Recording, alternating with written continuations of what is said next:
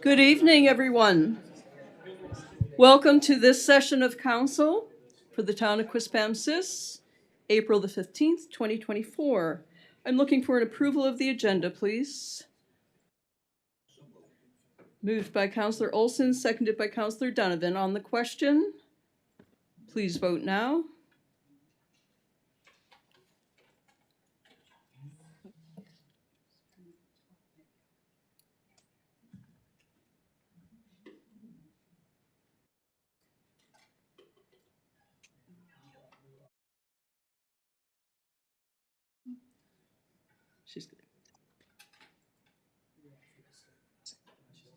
Motion carried 7-0. May I have the treaty acknowledgement and moment of reflection, please, Councillor Bigger?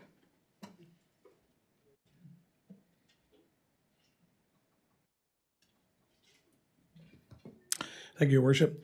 We would like to respectfully acknowledge that Quispamsis exists on the traditional territory of the Wolastoqiyik, Maliseet, and Micmac people, whose ancestors, along with the Passamaquoddy tribes, signed peace and friendship treaties with the British Crown in the 1700s. We would like to take this moment to pay respect to the elders, past and present, and descendants of this traditional territory. And may we remind ourselves of the important work we have before us tonight. May we make good decisions without prejudice or bias, and always in the best interests of our community, which we are here to serve. Thank you, Councillor Bigger. Good evening, everyone, and welcome. And I want to extend a special welcome to those in attendance, both here and at home, for our annual Volunteer Recognition Awards ceremony. And in just a few moments, we will be introducing some very special people who give countless hours of their time to make our community a better place. And I am honored to participate in this event this evening. I'd like to thank everyone who attended our Hammond River Park Master Plan public engagement session on Thursday, and everyone who has participated online. And in case you missed it, the town of Quispamsis wants your input into a proposed expansion of the park. Your feedback provides valuable information in this process, which is far from over. Visit our website for more details and find a link to the survey. Last week, I was proud to attend a special partnership breakfast for KV Oasis Youth and Family Support Services. KV Oasis has been a very important organization for young people in our region for many years now, and the town of Quispamsis has supported them through our annual grant program. I want to congratulate Program Director Danielle Lee on the new program-based mandate for KV Oasis and on its brand new location at 221 Hampton Road next to the Quispamsis Library and the Wheels and Ramps Skateboard Park. April is a very special month in our community and our region as we mark the 100th anniversary of the Quispamsis Valley Fire Department.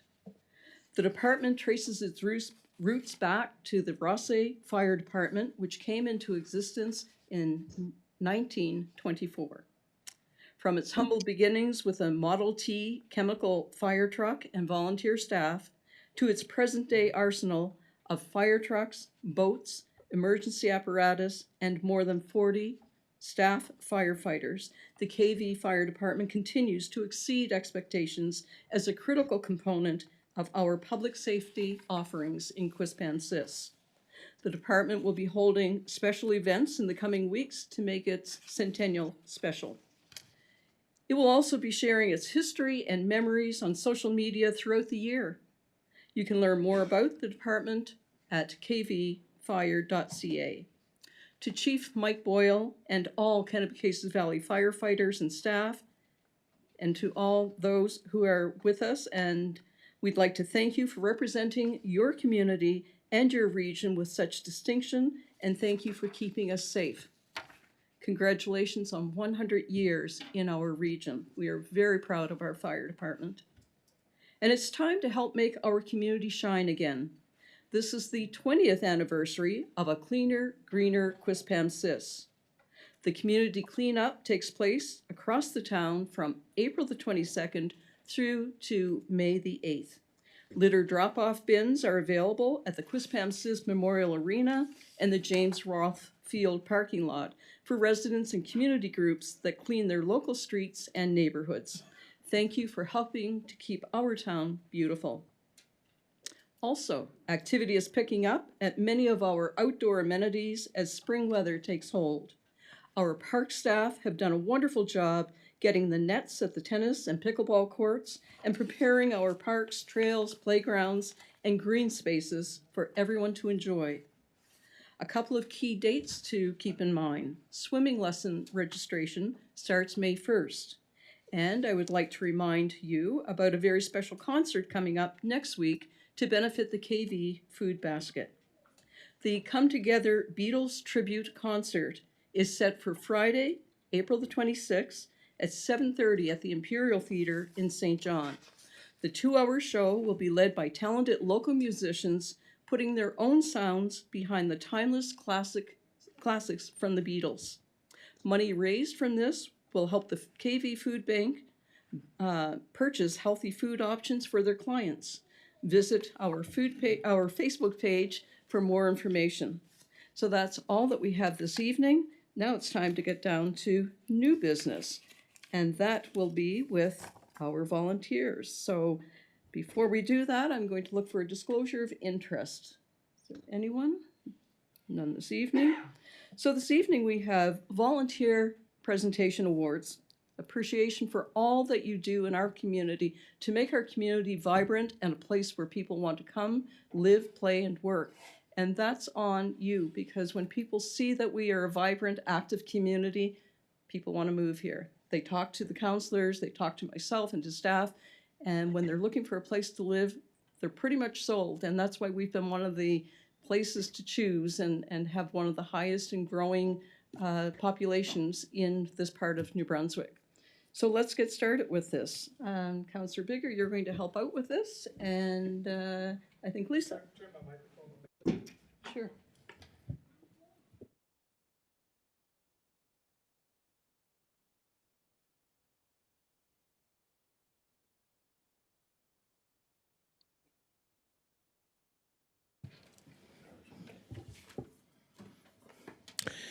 So for over 30 years, our municipality has hosted this annual event to recognize volunteers.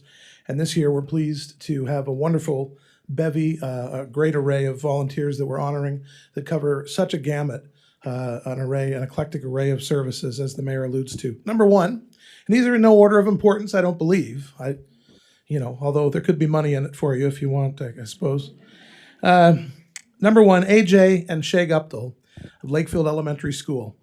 This past fall, AJ and Shay's volunteer work helped produce one of the most outstanding holiday concerts the students, staff, and community have experienced in years. Countless hours were spent filming content and providing creative insight, which offered quality clips for a cinematic experience. Their dedication shows through the extensive amount of time devoted to a quality concert that was nothing less than remarkable. One parent stated, if there was an Oscar for elementary schools, LES would get it. Their nominator says, AJ and Shay are creative, collaborative, kind, generous, patient, and overall wonderful parents. We are thankful for their leadership and engagement within our school community at Lakefield and beyond. Please join us in congratulating AJ and Shay Guptill.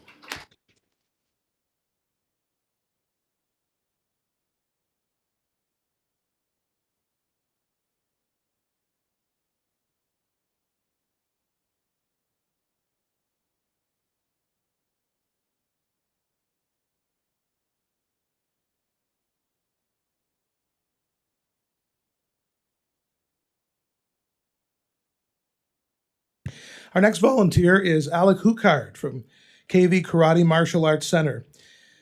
With many years of experience in the club, Alec generously channels his knowledge into mentoring and coaching the members coming up behind him. Although a busy student with a part-time job, he still volunteers at the dojo 4 to 5 times per week. In addition, Alec officiates at various provincial tournaments and helps with Karate Canada coaching seminars. affectionately referred to as the center's dojo rat. He is admired by senior instructors who are proud of what he continues to accomplish. His nominator says Alec has been an outstanding role model for Quispamsis and area youth for some time. The dedication, hard work, and sacrifices Alec makes to be available for others is commendable. Youth do not often get many accolades, but Alec really deserves the recognition. He inspires others to do their best. Please join us in congratulating Alec Hukart.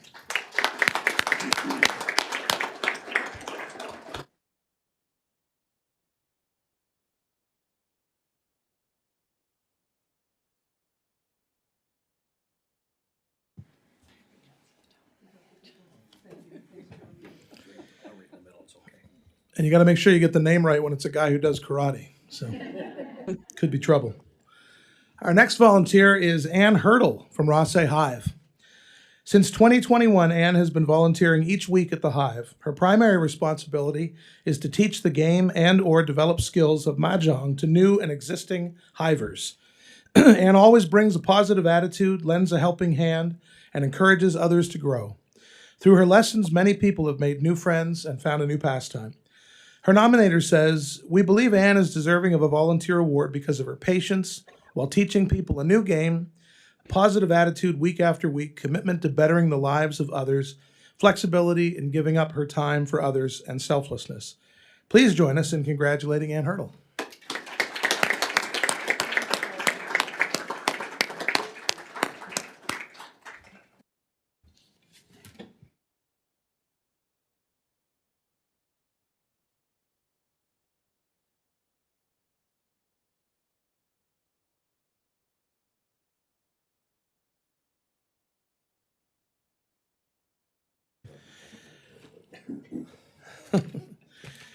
We're just laughing at how the counselors are all ducking down, trying to make sure they're not in the picture. So I was like, "Carrie, did you drop your contact or something?"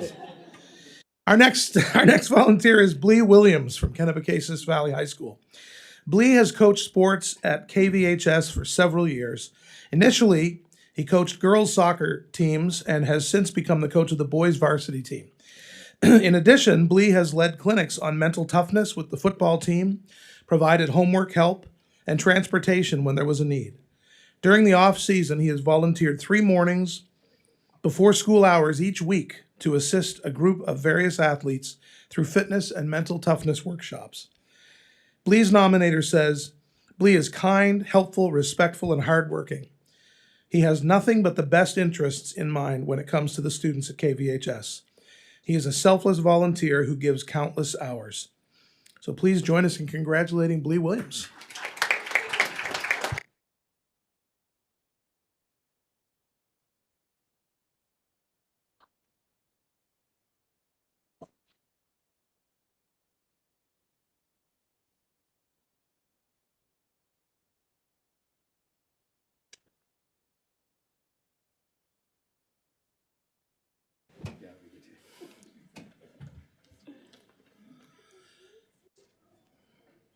Next, we have Cindy Payne and Junie, the St. John Ambulance NB Council. The St. John Ambulance Therapy Dog Program, established in 1992, builds on an outstanding tradition of providing expert first aid, health, and community care.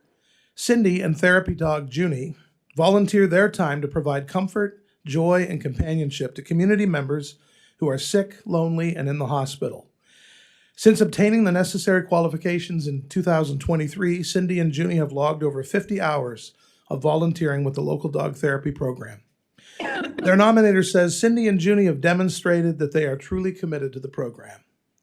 They visit the Horizon facilities, St. John Regional Hospital, Mental Health and Addiction, Centricare, and the Charlotte County Hospital on a regular basis. They have proven as a team that patients, residents, and community members reap the therapeutic benefits. They truly are a great team. So please join us in congratulating Cindy Payne and Junie.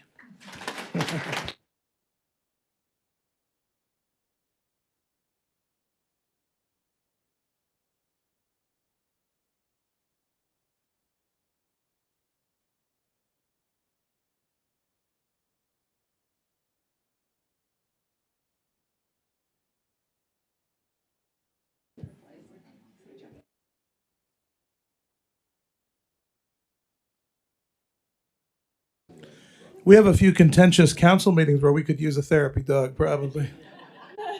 I'd like to talk to you after the meeting. Next, we have Cindy Jowdry, community volunteer. Now, Cindy is not here. She's not available to be here this evening, but she does want to thank her nominator. I'm going to read, of course, her little synopsis. And to receive the award for her is Catherine Thiesenhausen. Did I get that right? All right, I'm doing pretty good. A colleague volunteer. Cindy is one of the founding members of St. John and Area Elder Dog. This association helps older adults maintain and keep their dogs. Over the past 4 years, Cindy has worn many hats for the charity: dog walker, in-home coordinator, volunteer coordinator, temporary foster care coordinator when owners are in the hospital, permanent home researcher and provider, to name but a few. In addition to establishing the association in St. John, she enabled it to expand to include Quispamsis. This leadership initiative parallels her adoption of the lead role when required, which prevented the group from probable folding. Her nominator says Cindy is very giving of her time, taking on many roles and administrative duties. She's also supported other volunteers by filling in when they are not able to do their tasks. Cindy's enthusiasm encourages others to contribute to our Quispamsis community through Elder Dog SJ.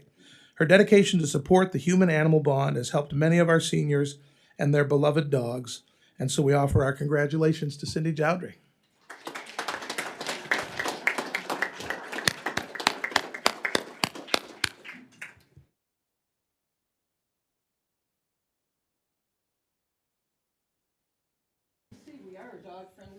No cats, I notice. No cats. There, no therapy cats. Our next volunteer we'd love to honor is Ed McDonald from Rothsay Park School. Ed has been coaching in the community for over 30 years. Sports include basketball, soccer, hockey, and various within the Fundy Regional Games several years ago. He has volunteered through teams at KVHS, Rothsay High School, Quispamsis Middle School, Rothsay Park School, Harry Miller School, I think that's about all of them, as well as through KV Basketball Association. Beyond teaching fundamental sports skills, Ed has prioritized player character development, instilling values of respect, teamwork, and resilience. He encourages goal setting and is always available for additional practice time when requested.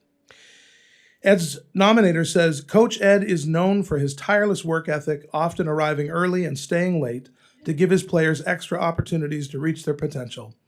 His personalized coaching approach allows for constructive feedback and offers a mentorship program which fosters athletic growth, personal development, and confidence building. And we ask you to join us congratulating Ed McDonald.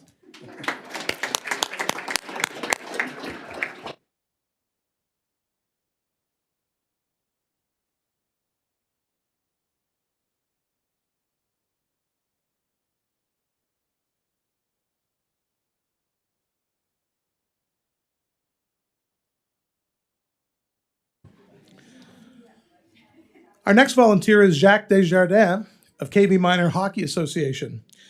Jacques stepped in this year as the goaltender development coordinator. The new role includes assessing what is needed and implementing the structure.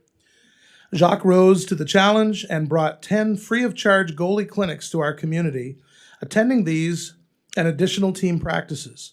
Through a mentorship program, Jacques developed an opportunity for older goalies to help younger players. This lays a great foundation for the volunteering desire of those involved. His nominator says, to take on this new goaltender development coordinator position, Jacques has shown his organizational skills and his love for the sport of hockey. Please join us in congratulating Jacques Desjardins.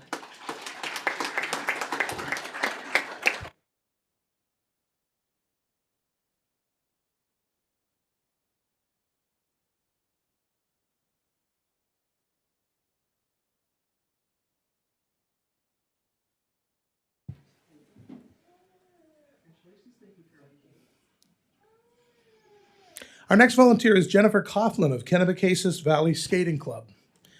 Jennifer is a program assistant with the club's Learn to Skate program for 3 to 5-year-olds. That's about where I left skating, by the way. Last time I skated, there were 2 blades on each foot. Since the beginning of the season, she has been at the rink faithfully to help pre-can skaters with balance and beginning to skate. During her many hours of volunteering, Jennifer has taught numerous youth to skate while boosting their confidence on the ice. Her nominator says Jennifer does a wonderful job making the skaters feel supported and welcome on the ice. Her dedication and passion shine through, making her a true asset to our program. We're so grateful for all she's done. Thank you, Jennifer. Please join us in congratulating Jennifer Coughlin.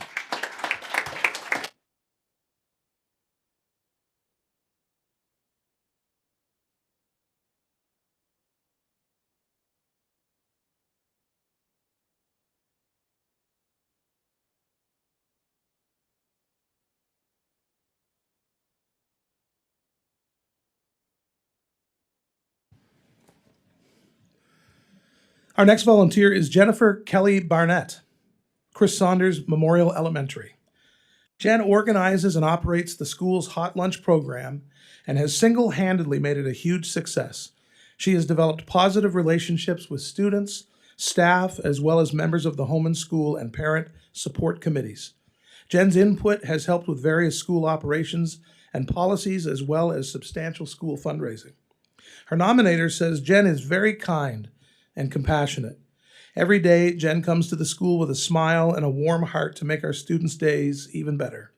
She never complains nor expects anything in return for her time and hard work. Jen is truly selfless. And please join us in congratulating Jennifer Kelly Barnett.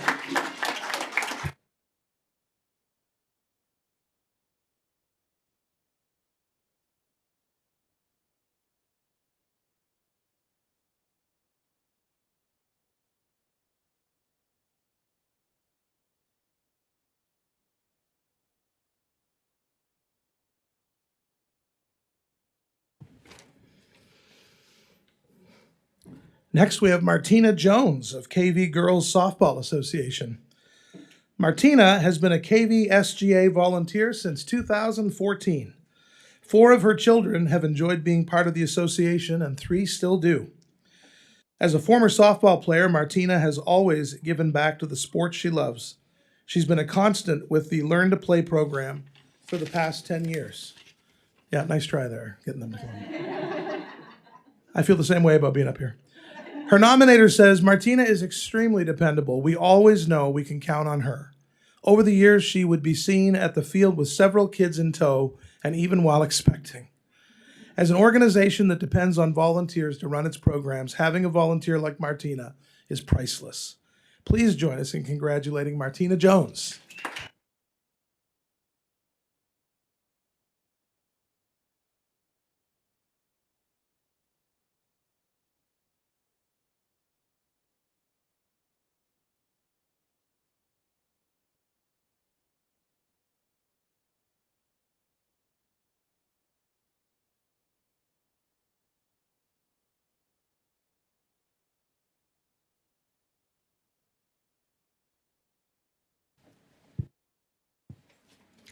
Our next volunteer is Norman Mitchell from Kingsway Care Center.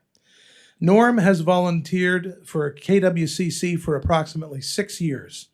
From playing cribbage to calling bingo very well each Wednesday, he is actively involved. Norm also accompanies many residents to their various appointments when needed. He's often available to lend a hand and is a definite asset to our home as well as other organizations. His nominator says Norm is a very caring, friendly, and reliable volunteer. He will try anything and assist in our home whenever needed. He has developed numerous friendships with our residents who would be lost without him. He has become a friend and a great help to many of our residents and staff. So please join us in congratulating Norman Mitchell.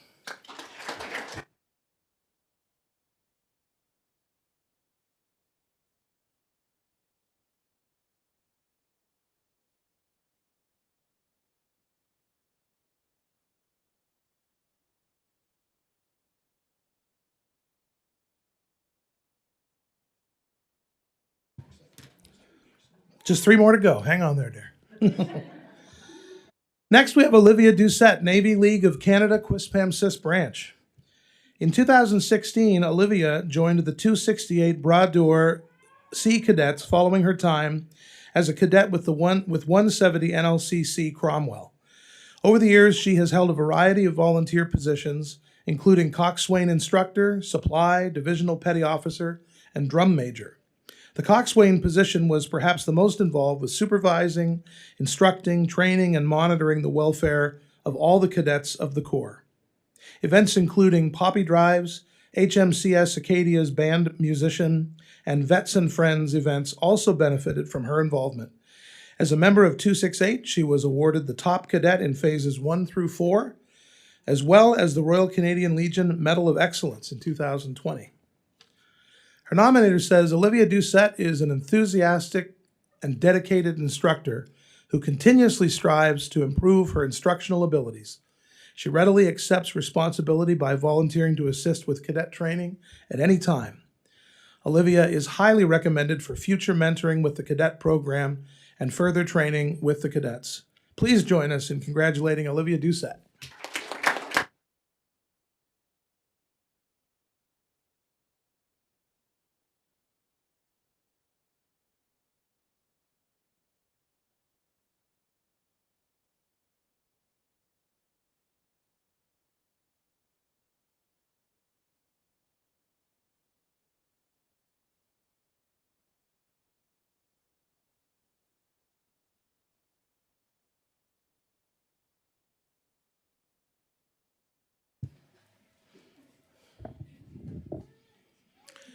Our next volunteer is Peggy Bogle from Kennebecasis Valley Food Basket.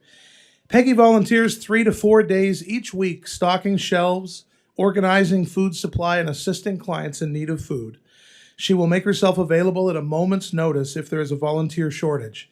Peggy is very resourceful and is not only client-facing, but also helpful in any area, including the computer database. Her nominator says Peggy can always be counted on and works hard every minute she is at the food basket. Being willing and able to jump from one task to the next is so beneficial to our organization. She gets along with everyone with her easygoing personality and is very humble about the time and effort she gives. Please join us in congratulating Peggy Bogle.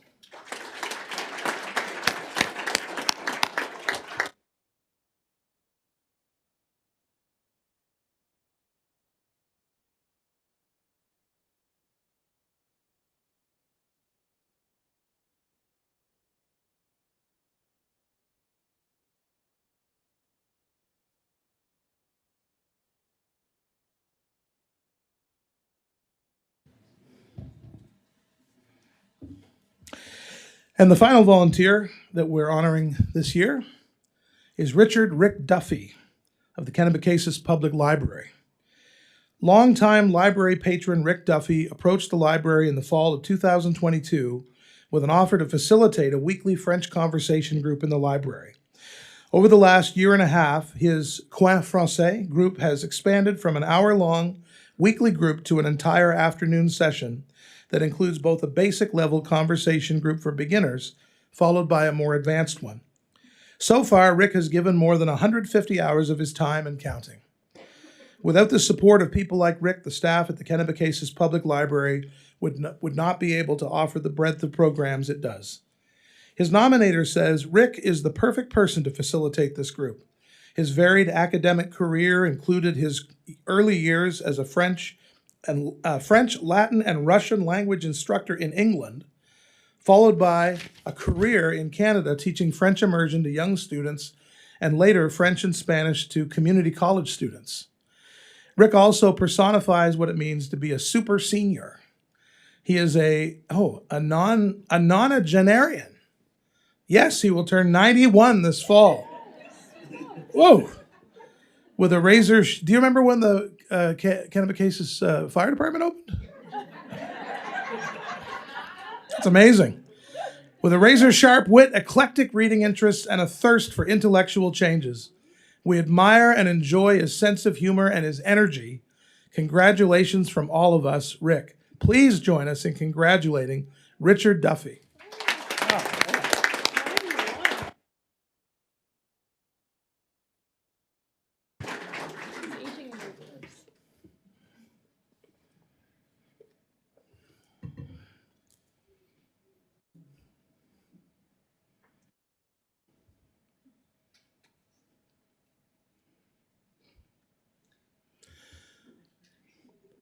Thank you very much, everyone. This concludes the Volunteer Recognition Awards ceremony. And how about just to celebrate the spirit of volunteerism and community in our wonderful town of Quispamsis, one more round of applause for all of our wonderful volunteers. Thanks for all you do.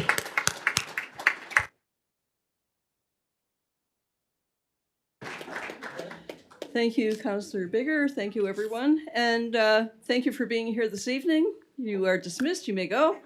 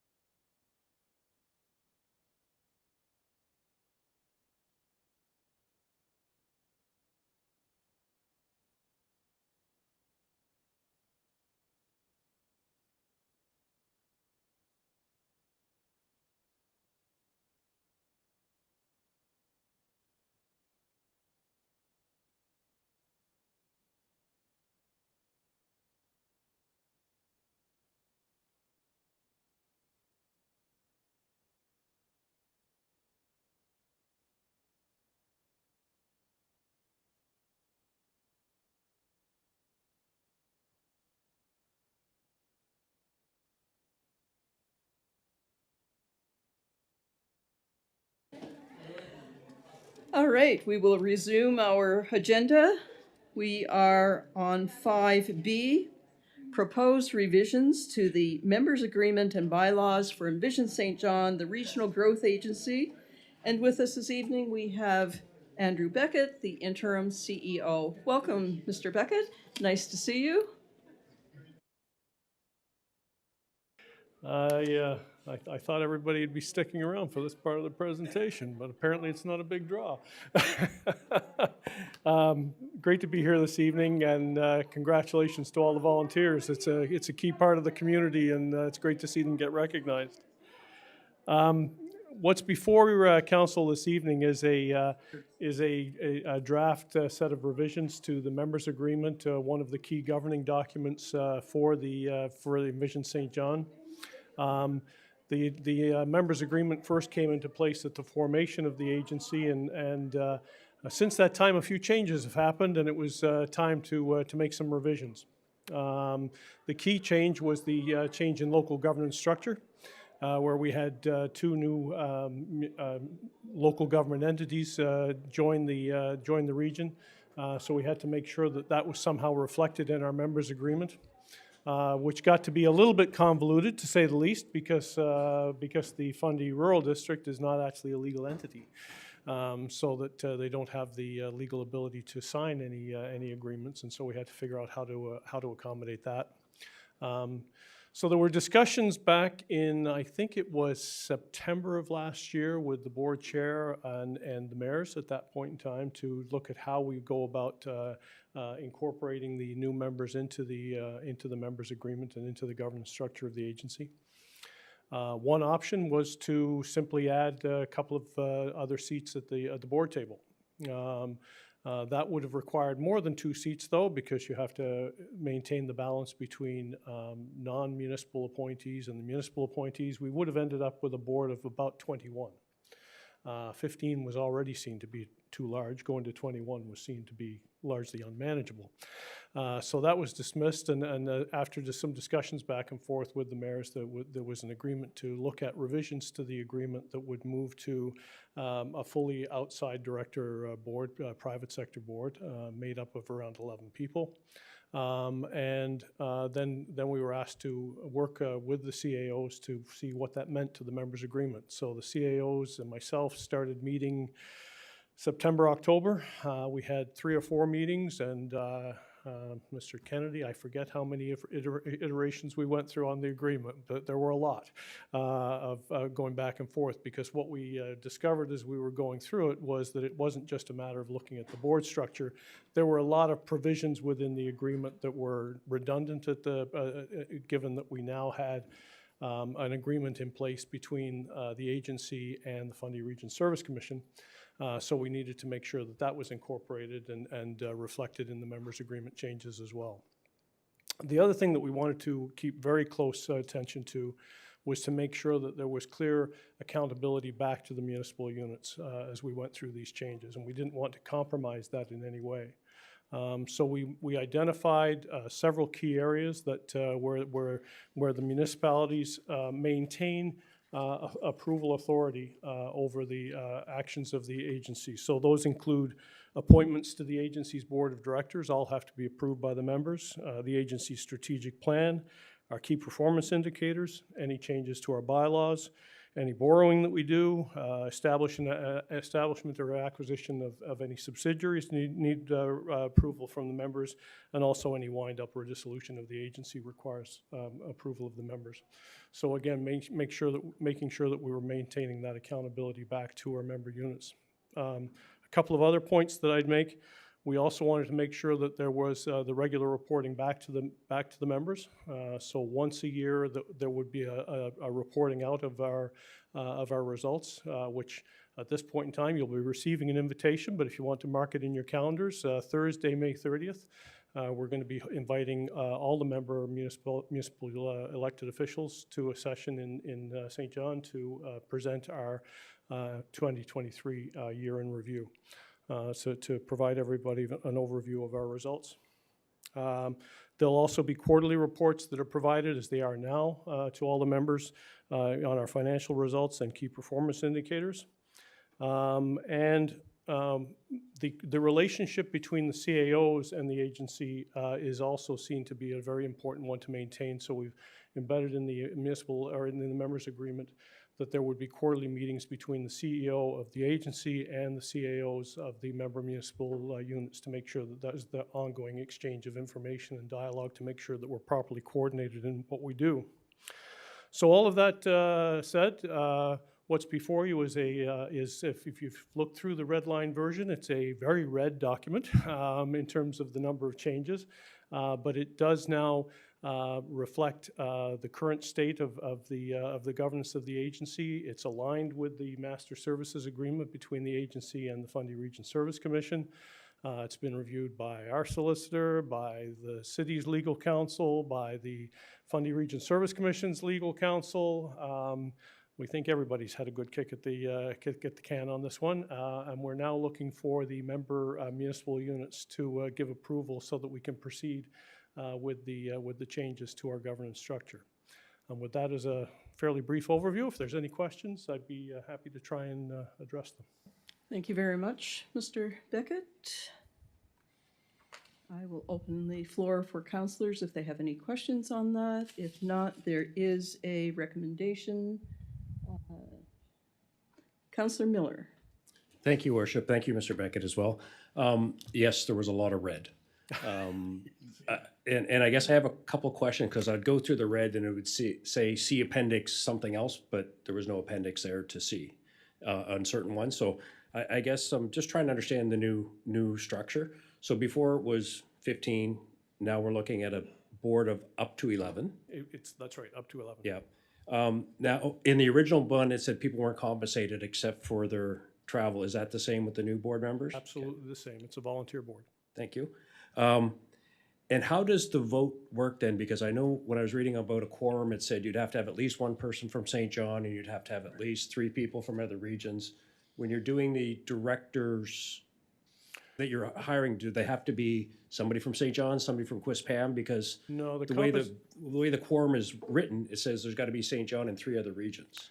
Yeah, this difference would be 2 different sets of meetings. For meetings of the board of directors, the ongoing meetings of the board of directors, that is a simple majority. The quorum would be a majority of the board members have to be there.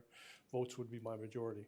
For members' meetings, the voting structure is the same as the Fundy Region Service Commission. Okay.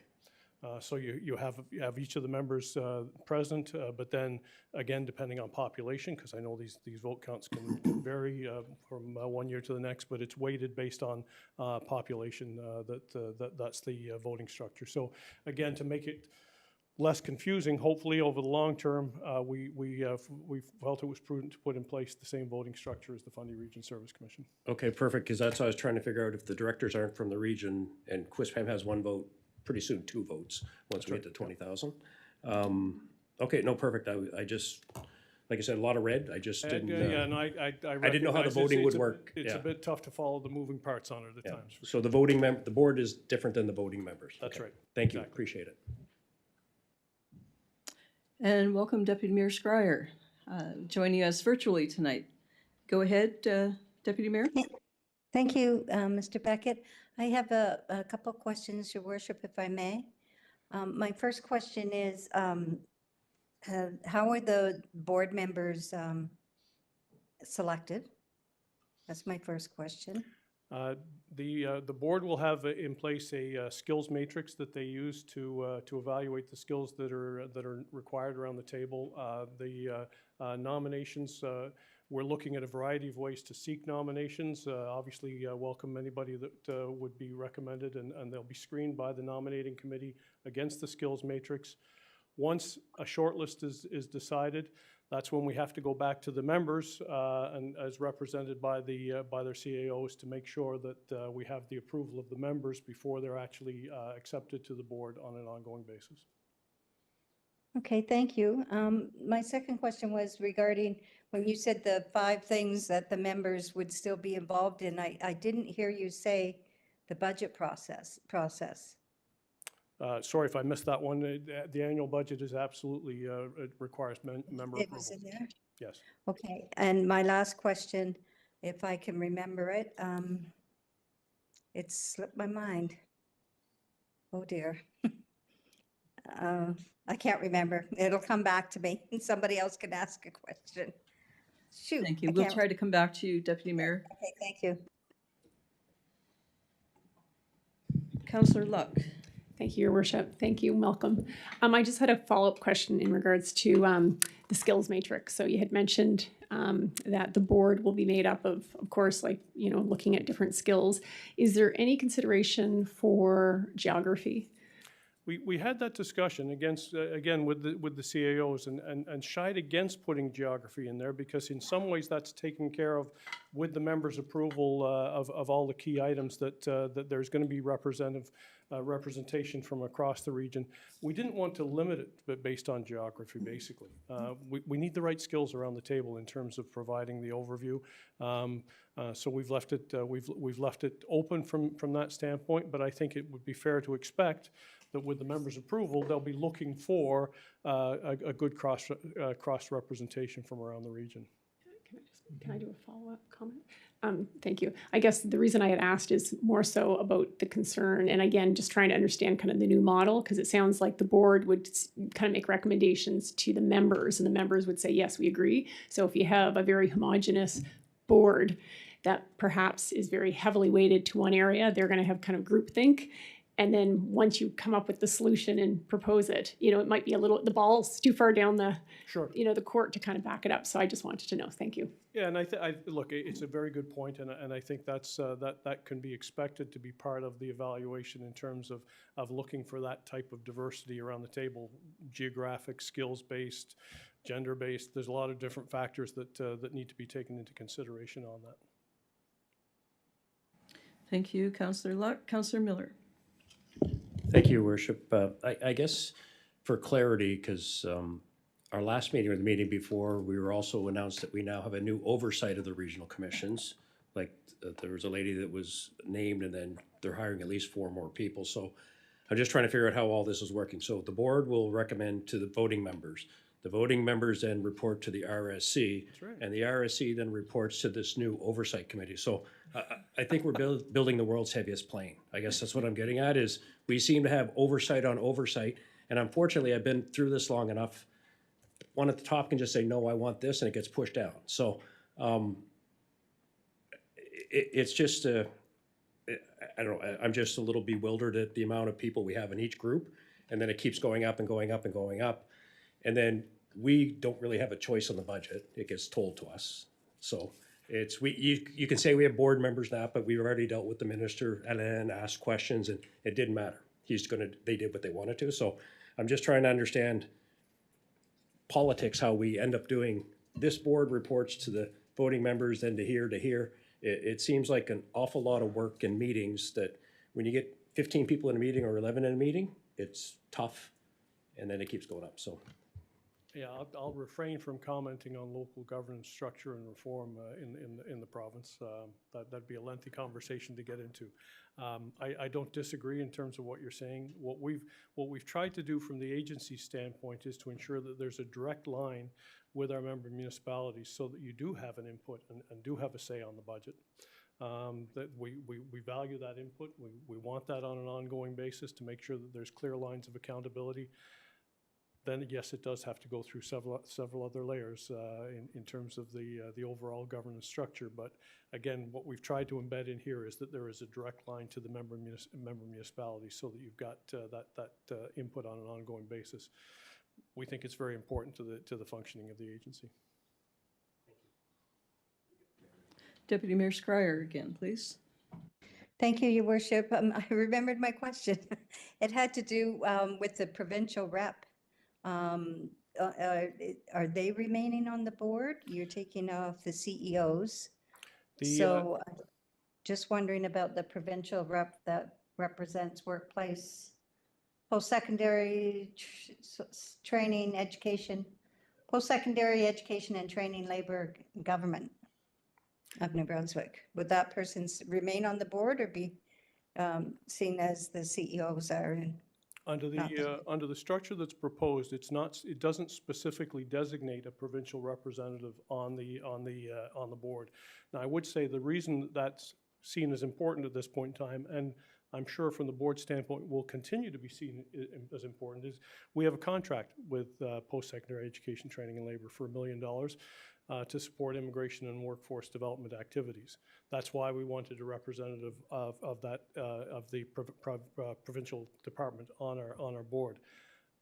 We didn't embed that in the members agreement and the structure of the board, however, because in 5 years' time that agreement's up, it may not get renewed. So therefore, there wouldn't be a provincial representative at that point in time if that contract's not in place. So it's, rather than being tied to it on an ongoing basis, it gives the flexibility to deal with that on an ongoing basis based on different funding structures. Okay, I guess one could argue that, the municipalities put in, well, I think we're, 700,000 Quispamsis puts in. So, and we won't have a member on the board anymore either, so, or as under the new structure, so I just wanted. I think it's a fair point. The difference would be the province doesn't have that approval right on the board members, on our budget, on our financials and the like. That's the difference, that they're there because of that contract and from an accountability standpoint. But we are maintaining that direct line to the member municipalities in that you've got approval on a list of items that is directly impacts the finances of each of the member municipalities. Thank you. Thank you, Deputy Mayor Scryer. So unless there are any more questions, I will ask for a motion on this item, on the members' agreement. Councillor Bigger. Thank you, Your Worship. I'll move the proposed changes to the members' agreement be approved as presented by Mr. Beckett and Envision St. John, complete revisions to its bylaws, and proceed with the necessary steps to recruit new board members with full implementation to be made at their annual general meeting in June 2024. Thank you. It's been moved by Councillor Bigger, seconded by Councillor Donovan. On the question. Seeing there are none, please vote now.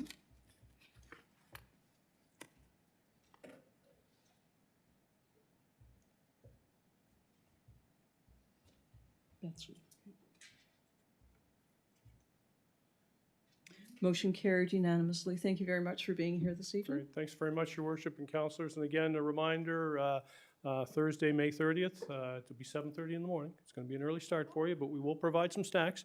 But we thought that was the easiest time to encourage people to get out before the business day, and we'll keep it fairly brief, but do want to provide an overview of 2023 and a bit of an outlook in terms of things that we're working on in 2024. And I think we've got some pretty exciting things to provide updates to. So again, thanks very much, and look forward to seeing you in May. Thank you very much. Have a good rest of your evening. Item 5C, KV EMO Emergency Management Program. In attendance, we have Chief Mike Boyle, Fire Chief of the Kennebecasis Valley Fire Department. Good evening, Mike, and welcome. Good evening, Your Worship and members of council. First, I want to say thank you for the remarks in your opening statement. So dressed a little differently tonight. I wore one of our branded anniversary polo shirts instead of my normal uniform. And the reason I wanted to come here tonight, and I'm going to be brief, was to speak about the EMO bylaw. So this was something that I spoke about, I think last fall when we presented on the emergency management program for KV EMO. So it's not a presentation for me tonight. I believe you've all have had time to review the bylaw. So realistically, I just wanted to be here in person to be able to discuss it and answer any questions if any of the members of council had any. Thank you, Chief. I will open the floor to council to see if they have any questions, comments, concerns, praises. I do not see any. Deputy Mayor Scryer. I thank you, Your Worship. Good evening, Chief, and congratulations on 100 years. Thank you. There's a lot in this bylaw. It's very in-depth. So I guess one of my main questions is this bylaw talks about the hiring of the staff. So my question might not be directed at you as it may be directed to our staff about the budgeting process, because I'm wondering about if we've planned this year, which we haven't done this year's budget, but what amount are we talking about with the hiring of a new coordinator? Thank you, Deputy Mayor. So I don't believe that's hiring a new position. The intent of that is that there would be an existing staff member would be appointed the deputy director for KVEMO representing Quispamsis. So it's not a new position. It would be either the will of the council or through the CAO or staff to determine who that person would actually be. They would be similar to my roles, where I'm the fire chief and the EMO director. That person would have a role within the town and also be the deputy director. Thank you for that clarification. I read it the wrong way. Thank you. You're welcome. Thank you, Deputy Mayor. Councillor Miller, please. Thank you, Your Worship. Thank you, Chief. I just want to say thank you for all your hard work, because I know when you first became chief, you were talking about, okay, I'm going to be doing EMO and managing it, and you kind of put it all together. And I know you and your team have spent a lot of time on facilitating, trying to have bylaws that work for both towns. So I just want to thank you for all that hard work. I know people see a piece of paper, but there's been many months and many hours put into this and a lot of thought. So I thank you for that. Great, thank you, I appreciate it. Thank you. And just back to Deputy Mayor Scryer, the Deputy Administrator would be Mr. Kennedy. Okay. Okay, we are looking at the first reading for the bylaw acceptance. Councillor Miller. Thank you, Your Worship. I would move that first reading be given to proposed bylaw number 67, a bylaw in the municipality of Quispamsis respecting the Kennebecasis Valley Emergency Measures Organization. Thank you. It's been moved by Councillor Miller, seconded by Councillor Olson on the question. Please vote now.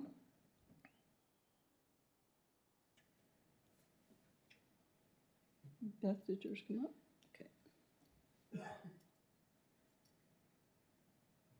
Motion carried 7-0. Councillor Olson, please. Just ready to move the second. Second reading be given, move that second reading be given to proposed bylaw number 67, bylaw of the municipality of Quispamsis respecting the Kennebecasis Valley Emergency Measures Organization. It's been moved by Councillor Olson, seconded by Councillor Luck. On the question. Please vote now.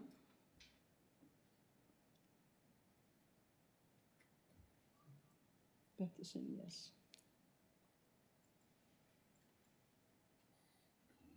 Motion carried 7-0.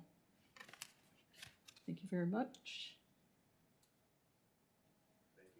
Great. Thank you, Chief, for all you do, and happy anniversary. Thank you. Item number 6 is public hearings. Item number 7, minutes of the previous meeting, April 2nd, 2024. It's been moved by Councillor Donovan, seconded by Councillor Thompson. On the question, Councillor Bigger.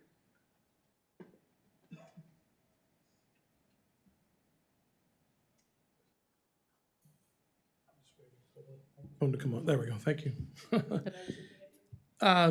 Yes, Your Worship. I just was thinking back to the parliamentary training that we did recently, and I wondered, this doesn't fall under the same sort of way that we could streamline the reports approval. We had said that we learned through Ann McFarland, I believe, that we don't actually have to call for a motion to receive and file reports, if I remember correctly from that training. And I wondered if this falls under that same Sorry, rule. the minutes are different than Okay. reports, yes. Great, thank you. This is a legal document. Great. Just on the question, Yes, Deputy Mayor? we have 2 reports, A and 1. Right now, we're on minutes of the previous meeting. Item number 7A. Okay, thank you.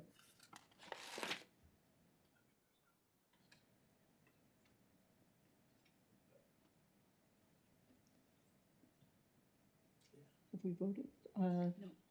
Any other questions? Please vote now.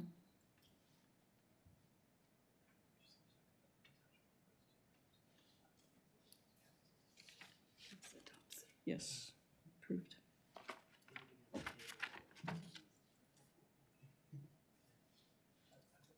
Motion carried 7-0. Item 7-1, April 2nd, 2024, Committee of the Whole, Record of Proceedings, Procedural Bylaw Discussion for Information Only.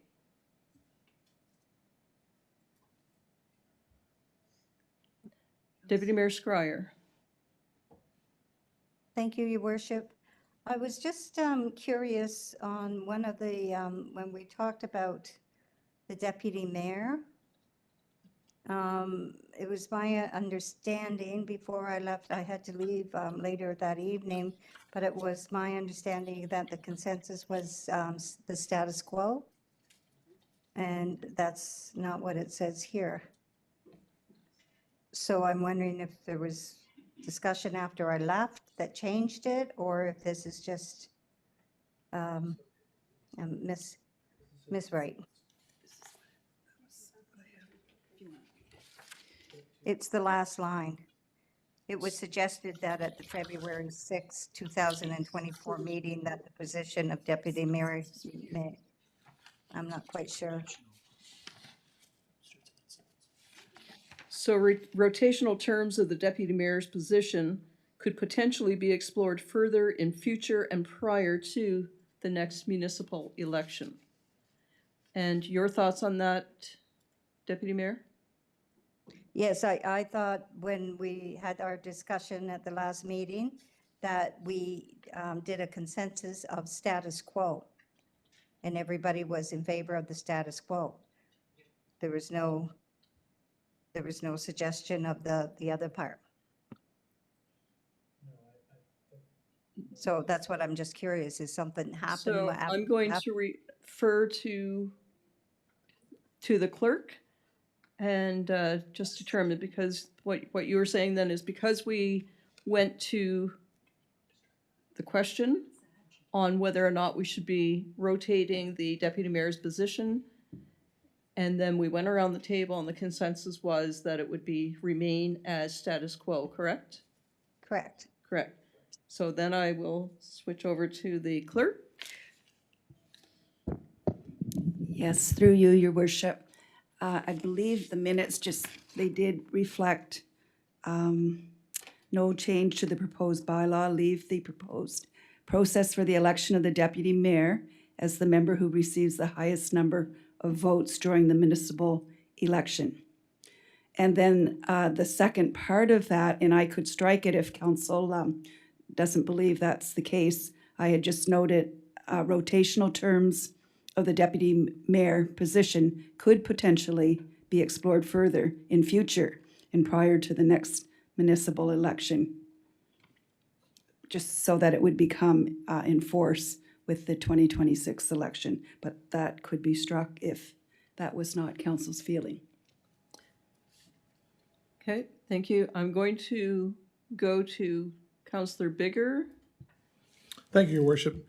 Yes, I agree with the deputy mayor that we did, and as you're alluding to here, the consensus was to remain with the status quo as we have, but there was no striking down of the notion of investigating the usefulness of this as an idea to be investigated.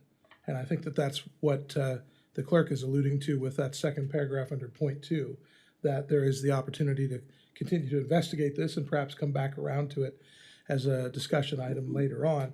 I can say that from my perspective, being the one who had kind of brought this forward initially, my intention was to, abide by, of course, consensus of council on this matter for the time being, and perhaps ask staff if they would assist us with investigating the usefulness of it over a period of some weeks or months and report back to us with a staff report on it at a later time.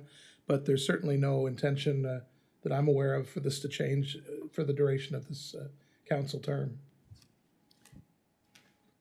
The only thing with that, if we strike that, the notion of rotational term, then we are saying that we are not going to deal with that. So, Deputy Mayor Scryer, it was our understanding at this table at our last meeting on April the 2nd that we would keep the status quo. And I believe if we could strike that rotational term from the minutes of the previous meeting, then it would leave us with status quo and no further investigation. I don't believe in asking staff to do something for the sake of gathering information that we're not going to move on. If it's something that we are going to move on, then we have to leave that on the table.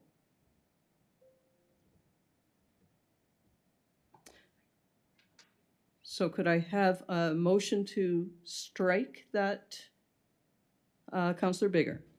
So just a question then, Your Worship, to clarify. So you're suggesting that if in order for this to remain as an item of possible investigation or discussion, we would need to retain it in this document as it's laid out here currently. Is that what you're saying? I want to understand what you're getting at here. That is what I am saying, but I will ask the clerk if that is indeed to ask the staff to do an investigation to determine whether or not there's any benefit to a rotating deputy mayor position, or as we had indicated on the April 2nd meeting, that we would leave status quo and have the deputy mayor in as one who receives the highest number of votes and in for the term. And just also, are you saying that in order to request any assistance from staff to better understand the proposed value of this as an idea for our town, that we need to, at this time, declare if we would be looking to implement that for certain going forward, or just, I'm just looking at this from an investigative perspective currently. I think in the future, anything could be brought Yeah, up. And, right, you know, sure. So I'm going to go to the clerk, Councillor Bigger. Your Worship, through you, the procedural bylaw can be amended in the future. It will be on the next agenda for council's review of the final draft for consideration of third and final reading. At any point in time, if council wishes to bring that matter back after the 3 months, I guess, because they did have a discussion on it, and if they wished for staff to pursue an investigation at that time, a motion would be put to this was just in the notes for information because that was part of the discussion, but it can be struck, or even if it remains, there's no action that will occur. It was just for information. Thank you. So we're going to have a motion on that, or? If they wish to have it struck, we can strike it from the. So, Committee of the Whole. Councillor Bigger, the question of having it struck or leaving it as is? Councillor Thompson. Yes, Your Worship. I would move that it be struck. Because it can be, the intention was not to have this implemented or discussed at this point anyway. It would be the next council that would be doing, if they want to change it, or do it towards the end of the term of this council. Because there's no point in looking at it or exploring it now. We've got a bit of time, a couple of years, in fact. Thank you, Councillor Thompson. So the motion is to have it struck. I think, Councillor Bigger, your idea of having it investigated so that you'd have the information at the time when a decision could be made in 2026. Sure. Councillor Olson. So we have a motion on the table, moved by Councillor Thompson that that item be struck, seconded by Councillor Olson on the question. You're on, Councillor Olson? Yeah, no, I'm just Oh, second. okay. On the question, Councillor Bigger? Thank you, Your Worship. Did the clerk not just confirm that this is just for informational reasons and there's no activity connected to this language being left in here? That it's really just capturing the discussion that we had? Like, why do we have a motion to strike something that has no action connected to it anyway? What's the harm of it being here as a reference to the discussion we had, as a reference in time to when we first began to discuss this? I don't understand. The discussion occurred. Why do we want to strike it and sort of pretend that we didn't have the discussion? Is there something that, is somebody afraid that this has some action connected to it? My understanding from Deputy Mayor Scryer's question is that she did not realize that that was going to be the second part of the Deputy Mayor's role. So her understanding, and Deputy Mayor, I don't want to speak for you, but my interpretation of your question was that you understood that it was going to be status quo. That's correct, Your Worship. But at the meeting, I did put forward, if there was consensus for it to remain a status quo. It was yes, everybody said yes, it was status quo. This second part about having, conversations later, that wasn't, I thought that was dealt with and finished. So I was surprised when I saw it in the notes. So that's what I just want to be clear with. What is it that council wants? And whatever council wants, they can vote on it. So, Madam Clerk, do we leave that document as is? That, as Councillor Bigger says, there's no action to be taken on that at this time. It was for information only. Yes, there is a motion on the floor, Your Worship, moved by Councillor Thompson, seconded by Councillor Olson, that line be struck from the Committee of the Whole record regarding the rotation of the Deputy Mayor.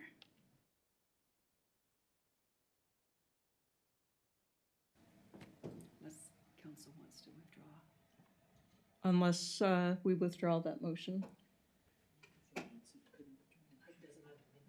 Hmm? Okay.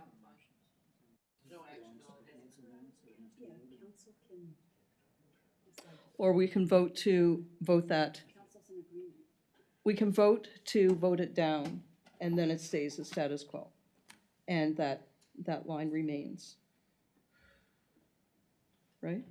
Well, currently if council wishes to withdraw this motion, it doesn't have to go to vote. If council is in agreement, is what Ms. McFarland said. Okay, is council in agreement to withdraw this motion? Before it was the first and seconder that we would ask permission. Councillor Olson? Are you in favor of withdrawing the motion? Yes. Yes, council. Yes, I'm in favor of withdrawing the motion. Councillor. Deputy Mayor Scrier? Are you in favor of withdrawing the motion? Withdrawing the motion? Yes. This is just for information purposes Yes, only? Yes. Okay. So the motion has been withdrawn. Thank you, everyone.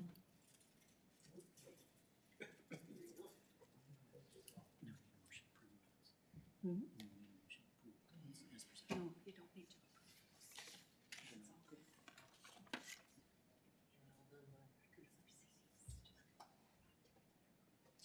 Item number 8 is new business, unfinished business. Item number 9, correspondence, Maple Ridge subdivision phases 1, 1B, 2A, 2B, 3A, and 3B. Request for development agreement extension to complete outstanding work. Staff report from engineering manager, Mark Morrison, he's not here. So engineering director, Mr. Loge. Thank you, Your Worship. With any development, once they reach the end of their developer's agreement, because it's a contract executed by council, it should be brought forward to council for an extension. The staff recommendation that we extend the developer's agreement to enable the developer to complete the work under their costs rather than us trying to cash in a budget and then extending this beyond when it should take. The developer is actually, is in agreement. He's made this request. I think with a tight timeline for the end of this construction season, we should be in a better position to ensure that the work is completed. If something does arise, we still do have the security in place if it requires some type of a bonding claim from council.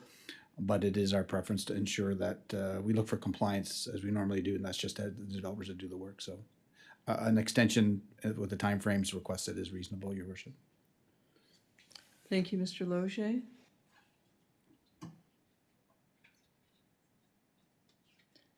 Councillor Miller. Thank you, Your Worship, through you to Mr. Loge. I guess we never know for sure, but do we think it's going to get done? Because we've extended to different people before and come back 2 years later. So I know we don't have 100%, but is there? The intent, Your Worship, through you is to have the developer complete it. We would be monitoring the progress through the summer to make sure that it is underway. He's indicated that it's his intent.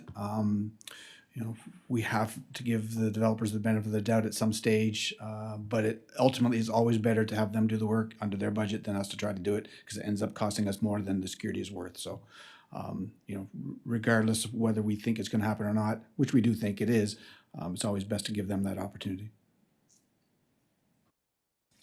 Thank you, Councillor Miller. Thank you, Mr. Loge. There is a motion. Councillor Olson. Yes, I'd move council grant an extension to the developers' agreements of the Maple Ridge subdivision phases 1, 1B, 2A, 2B, 3A, and 3B, with all work being completed by August 31st, 2024, based on the information provided by Mr. Morrison's staff report. It's been moved by Councillor Olson, seconded by Councillor Luck. On the question. Councillor Bigger.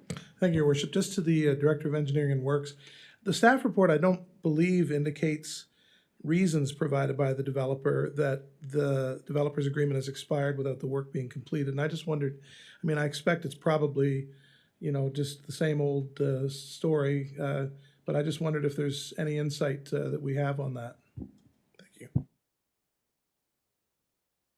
What we're seeing is that a lot of the developers see the town as an afterthought. They do the work and they don't realize they have a contract with the town. And they don't read the contract. They sign it and basically say, oh yeah, we'll do it. We don't know about it. And when the time comes and we say, okay, this is not done. Oh, really? And so now we say, well, I'll just do it next year. So, well, I can't give you permission just to do it next year. You actually have a formal contract. Council needs to agree to it as well. Make the request. We'll go forward. And it's not unusual to see these developers, regardless of who they are, get lost. They've got all these things in progress and they just go, oh, well, the town don't care. They want my money. But it is a formal contract, and that's why we're making the request before council to this council meeting, Your Worship. Thank you, Mr. Loge. It's been moved by Councillor Olson, seconded by Councillor Luck. On the question, please vote now.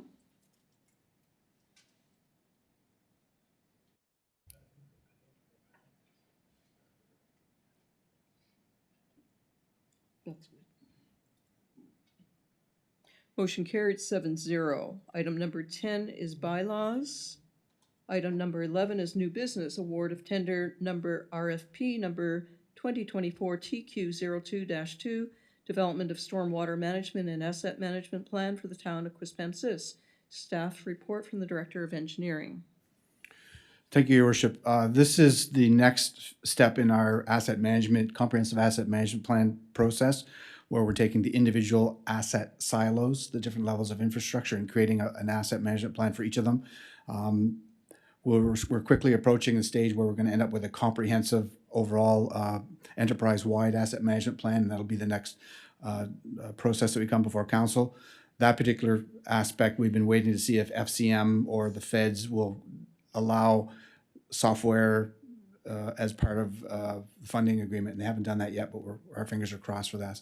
For this particular one, it's very important. We're taking this in two phases.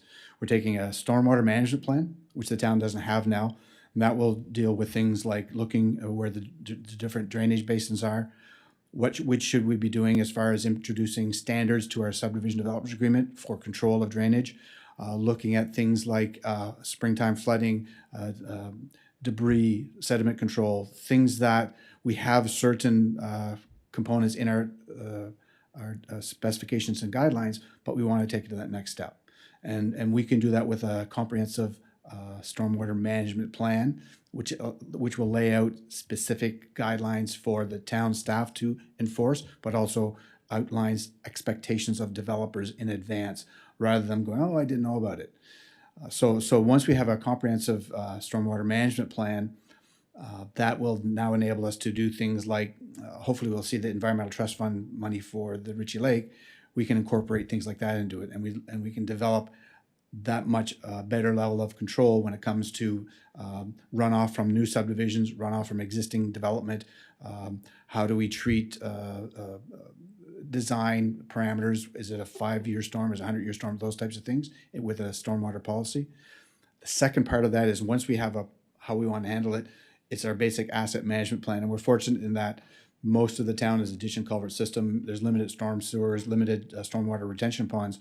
With an asset management plan, as council will recall, it's basically identifying the status of our assets, what type of conditions they are, what risks are we faced with when it comes to managing our stormwater management, stormwater assets, finances in the long term, and then a long-term financial plan.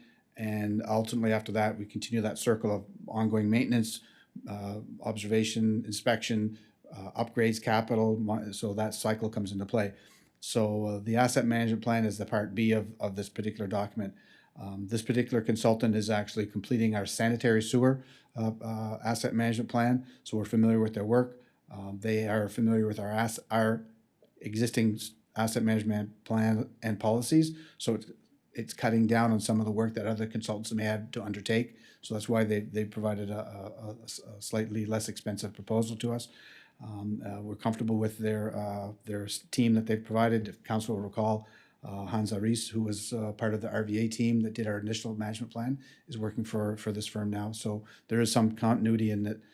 So we're comfortable in making the recommendation to award this evening, Your Worship. Thank you, Mr. Loge. There is a motion there, please. Deputy Mayor, motion? Oh, I thought you had your hand up there. Oh, I have it right here. Council Award Consulting Services, RP 2024TQ02-2, Development of Quispamsis Stormwater Management and the Assets Management Plan to Gemtech Consulting Engineers and Scientists Limited for the upset fee of $71,335, not including HST, and that the town staff be directed to meet with the consultant as soon as possible to commence the project, and council be advised of any scope of work changes that impact the budget.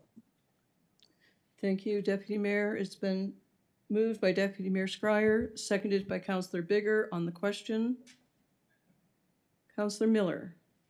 Thank you, Worship. Through your Director Engineering, will Gemtech, we've done a lot of different stormwater, whether it's down Coach Road or Queensbury, et cetera. Do they have access to all that information as well? Okay, so perfect, because I know they didn't do all of those. Yeah, that's part of that stormwater management policy. We're going to take a look at existing problem areas. We'll highlight those for the developer to see for the consultants to see what happened, the context behind it. We have all of the stormwater studies that developers have submitted to the town as part of their approval process for approval of subdivision, so they'll be able to review those documents. We've in the past referenced the City of St. John's stormwater policy or other regional partners policies, so we can look at those as examples. So it is a holistic approach, looking at everything that we have, what we're experiencing, what we've used in the past, and what we want to achieve moving forward, rather than saying in isolation we're just doing this now. So it is a comprehensive review. Okay, thank you. And just one follow-up. It's a small one, and our finance person's not here, but I know we had 75,000 in the budget. This is 71 plus HST. I do know we get some of the HST back. Yeah, the non-recoverable. So it's 74,000. It's under the 75,000. So you're okay, yeah. I didn't know if it's 71 plus 15. No, 71 plus almost 4%. 3 point or whatever it is. 3.048. Okay. Yeah. Perfect, thank you. Thank you, Councillor Miller. Thank you, Mr. Loge. It's been moved by Deputy Mayor Scryer, seconded by Councillor Bigger. On the question, please vote.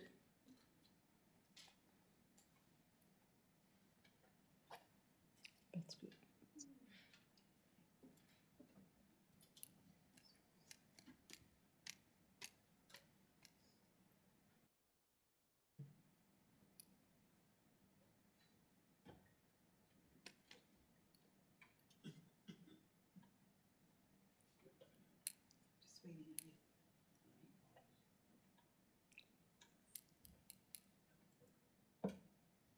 Motion carried 7-0. On to item number 10. Oh, sorry. 12. Reports.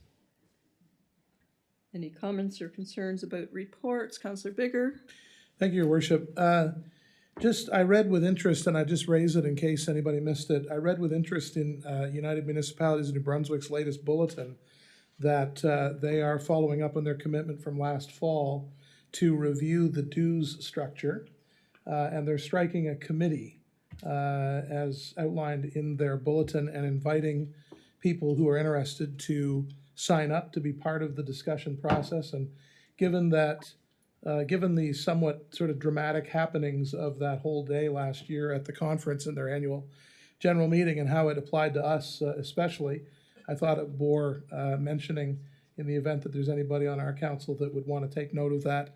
And there's an email address and a subject line that people just submit. I think space is limited on that, it said. So I just point that out in the event that anybody wants to kind of be sort of, part of that process of that review and discussion. Thanks.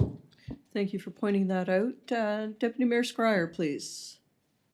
Yes, Your Worship, I would just like to point out the project completion of the All Women project. I had the opportunity to sit on that committee in place of the mayor, and it was a 2-year commitment, and their report is now out. It was spearheaded by Brenda Diaz and through Prude.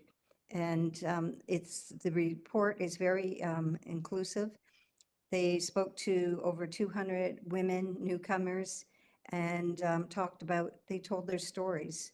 And this report is reality of what they face as newcomers to our region.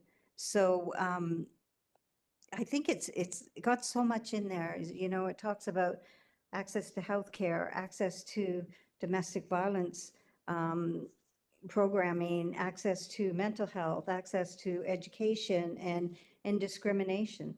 So, it's a valuable report if you get an opportunity. There are a lot of recommendations because there's a lot to be done. Truthfully, that's the way it is. So I just wanted to bring it to your attention. and thank the mayor for letting me sit on that committee. It was truly an eye-opener.